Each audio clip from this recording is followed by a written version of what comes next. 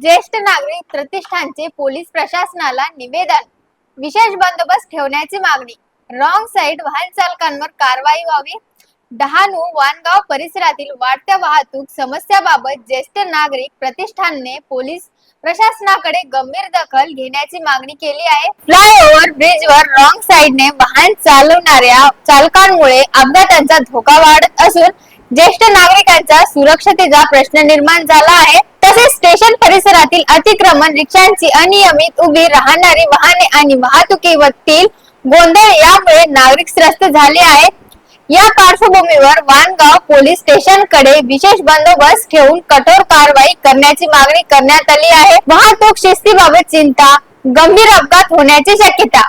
वाणगाव येथील ज्येष्ठ नागरिक प्रतिष्ठानच्या वतीने वाणगाव पोलीस स्टेशन यांना निवेदन देण्यात आले. या निवेदनात परिसरातील वाहतूक शिस्तीबाबत चिंता व्यक्त करण्यात आली आहे. विशेषतः फ्लायओव्हर ब्रिजवर चढताना आणि उतरताना अनेक वाहन चालक मुद्दाम रॉंग साइडने वाहन चालवित असल्याने गंभीर अपघात होण्याची शक्यता वाढली असल्याचे नमूद करण्यात आले आहे. काही वर्षांपूर्वी पोलीस प्रशासनाने वाहतूक नियंत्रणासाठी केलेल्या उपाययोजना आणि रस्त्यावर मारण्यात आलेले पट्टे ही सकारात्मक सुरुवात असल्याचे प्रतिष्ठानने म्हटले असले तरी संबंधित वाहन चालकांवर कठोर कारवाई होणे आवश्यक असल्याचे स्पष्ट करण्यात आले आहे. नागरिकांचे म्हणणे काय?